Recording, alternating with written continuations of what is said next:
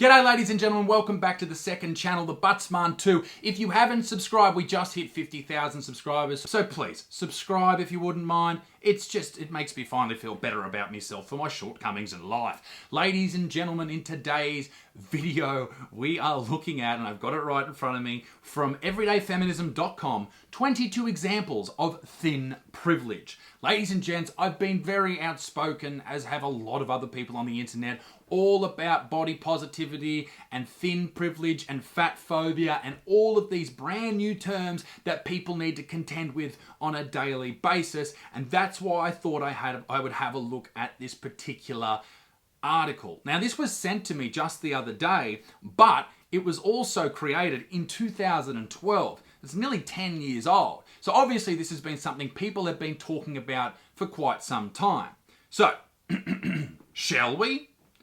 Through mass media, we've been bombarded with messages that the normal size is actually thin. And this assumption that you need to be thin in order to be okay, and normal gets played out frequently for people who are bigger than normal. If you have been a normal size your whole life, you may never have thought of the benefits of being thin. But sizeism is very prevalent, and it's one of the most accepted isms in our society. Ooh yes, we all like a good old ism every now and then, don't we, big fellas? So the following are examples of thin privilege that we see on a daily basis. Number one, you're not assumed to be unhealthy just because of your size. So people just assume that if you're thin, then you're healthy, which we know isn't overly correct. But in a lot of circumstances, it is. It's a good indicator of health if you are fit looking. Now, there is a difference between being fit and being thin. I think it's very common right now to see, particularly with young women, that they have moved past the early 2000s thin image of what it is to be a woman, and now they're onto the fit image. You see a lot of chicks in, gym wear and all that type of stuff. It's all about being healthy. And I think that's wonderful. But the idea here that you are unhealthy just because you're fat, I'm sorry, but it's pretty spot on. Most people who are obese are very unhealthy. That's just the way it is, okay? And that doesn't mean that you're going to die at an early age. It just increases your chances, because thin people die all the time, right? But it just increases your chances that you're going to die of something like diabetes or heart disease or something like that. They are risk factors that, whether or not you feel it's an ism to deal with, they're real risk factors. So fucking, I don't know, watch out, fatty. It is a thin privilege. Your size is probably not the first thing people notice about you, unless you're being thin-shamed, the opposite of fat-shamed. Okay, unless you're extremely thin, I'm sure people aren't going to notice that. And if you are extremely thin, then that's not good either. You should be eating enough calories to maintain a healthy body weight. Now, do you decide what your body weight is by your BMI? No, because according to my BMI, I'm severely obese, right?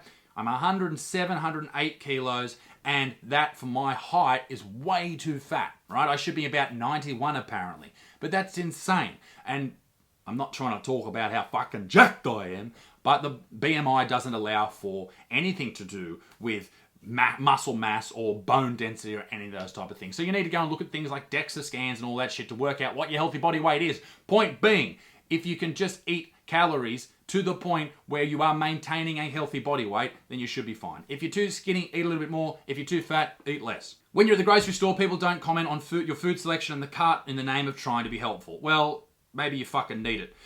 Number 4, your health insurance rates are not higher than everyone else's. So this is about being thin. It's a thin privilege to not have high insurance rates. But that's the same with, say, for example, we've just had all these floods in New South Wales here in Australia.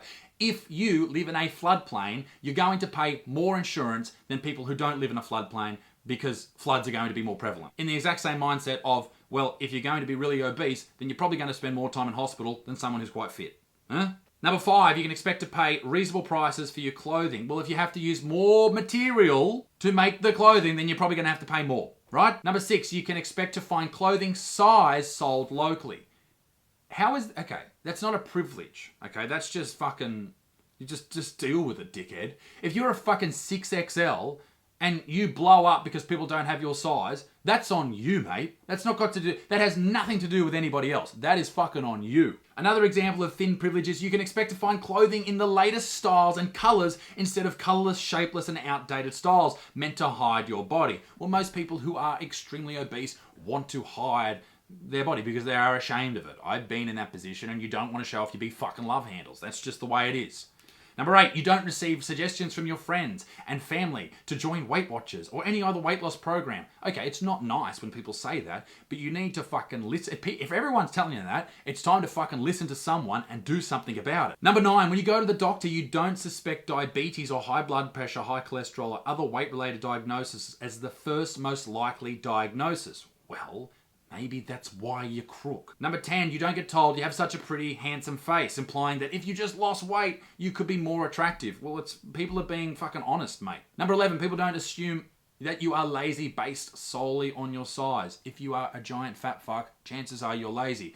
Number 12, you don't get the brunt. You're not the brunt of jokes for countless numbers of comedians. Listen, if you're thin, if you're very thin, people are going to say you have AIDS until the cows come home. So everyone cops shit. Deal with it. Number 13, airlines won't charge extra for you to fly. If you take up 5 seats, you got to pay extra. Number 14, you are not perceived as looking sloppy or unprofessional based on your size. Well, if you are sloppy, then you're fucking sloppy, all right? That's just the way it is. You can eat what you want. Number 15, when you're in public and others don't judge you. Number 16, you can walk out of a gas station with a box of donuts. Well, don't. Number 17, you don't have to ask your partners what it's like to have sex with someone of your size. Number 18, your body type isn't sexually fetishized. Some people like skinny people. Some people like fat people. Get over it. Number 19, you're more likely to get a raise or promotion at work than someone who's fat. Yeah, well, I know it's harder to raise someone who's fat. They're heavier. Number 20, friends don't describe you as using a qualifier. He's kind of heavy, but really nice though. Just because you're fat doesn't make you a bad person. Number 21, the media doesn't describe your body shape as part of an epidemic. But it fucking is, you idiot. Number 22, you can choose not to be preoccupied with your size and shape because you have other priorities and you won't be judged. Listen, ladies and gentlemen, you can make a list about anything. You can make a list about people with beards, all right? You can 22 things that people with beards have to deal with and they shouldn't because it's hate speech. You can make lists about fucking anything. If you are copying the shit that they're talking about in this list, chances are you're not feeling really great about yourself. But do what I did, all right? Go on a diet, train fucking hard, and don't just go on the diet for a year. Go on it for the rest of your life, all right? Lose the weight, keep it off, and be a good motherfucker. Peace in the Middle East. My dick stinks, keep it moist, and I'll see you very soon. Bye.